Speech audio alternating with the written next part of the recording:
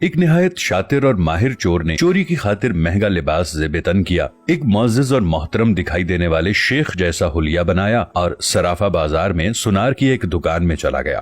سنار نے جب اپنی دکان میں وضع قطع سے نہایت ہی رئیس اور محترم دکھائی دینے والے شیخ کو دیکھا جس کا نورانی چہرہ چمک رہا تھا، تو سنار کو ایسے لگا جیسے اس کی دکان کے بھاگ جاگ اٹھے ہوں۔ اسے پہلی بار اپنی چھوٹی سی دکان کی عزت و وقار میں اضافے کا احساس ہوا۔ سنار نے آگے بڑھ کر شیخ کا استقبال کیا۔ شیخ کے بہروپ میں چور نے کہا، آپ سے آج خریداری تو ضرور ہوگی، مگر اس سے پہلے بتائیں کہ کیا آپ کے لیے ممکن ہے کہ آپ اپنی سخاوت سے ہمارے ساتھ مسجد بنانے میں حصہ ڈالیں؟ اس نیک کام میں آپ کا حصہ خواہ 1 روپیہ ہی کیوں نہ ہو۔ سنار نے چند روپے شیخ کے حوالے کیے ہی تھے کہ اسی اثنا میں ایک لڑکی جو در حقیقت چور کی ساتھی تھی دکان میں داخل ہوئی اور سیدھی شیخ کے پاس جا کر اس کے ہاتھوں کو بوسہ دیا اور التجائیہ لہجے میں اپنے اور اپنے اہل و عیال کے لیے خیر و برکت کی دعا کے لیے کہا۔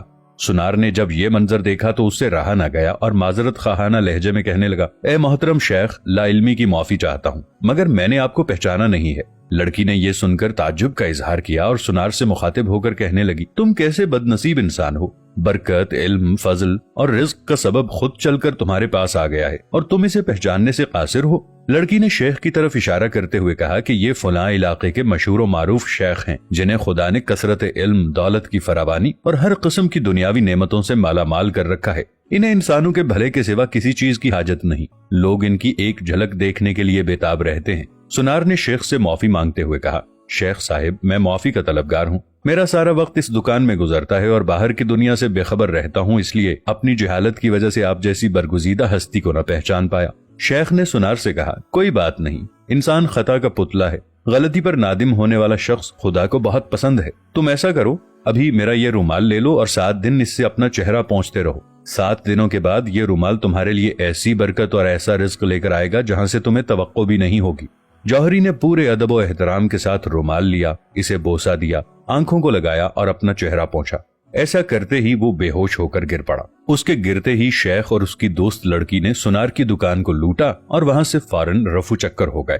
اس واقعے کو جب 4 سال گزر گئے اور سنار رو دھو کر اپنا نقصان بھول چکا تو 4 سال کے بعد پولیس کی وردی میں ملبوس 2 اہلکار سنار کی دکان پر آئے۔ ان کے ساتھ وہی چور شیخ تھا جس کو ہتکڑیاں لگی ہوئی تھیں۔ سنار اسے دیکھتے ہی پہچان گیا۔ ایک پولیس والا سنار کے پاس آ کر پوچھنے لگا، کیا آپ اس چور کو جانتے ہیں؟ کیونکہ آپ کی گواہی سے ہی اسے سزا ہو سکتی ہے۔ سنار نے کہا، کیوں نہیں، اس نے فلاں طریقے واردات سے مجھے بے ہوش کر کے میری دکان لوٹ لی تھی۔ پولیس والا شیخ کے پاس گیا اور اس کی ہتکڑی کو کھولتے ہوئے کہنے لگا، تم نے جس طرح دکان لوٹنے کا جرم کیا تھا ٹھیک اسی طرح سے وہ ساری کارروائی دہراؤ تاکہ ہم طریقہ واردات کو لکھ کر گواہ سمیت جج کے سامنے پیش کر کے تم پر فرد جرم عائد کروا سکیں۔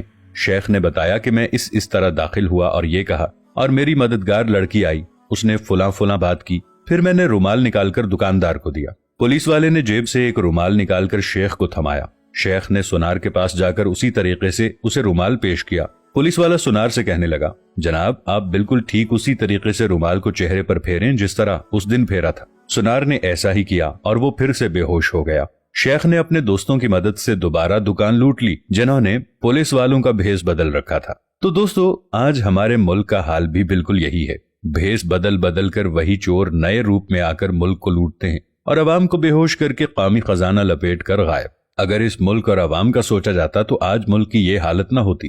دعا ہے کہ اللہ پاک ہمارے وطن عزیز کے حال پر رحم کرے، آمین۔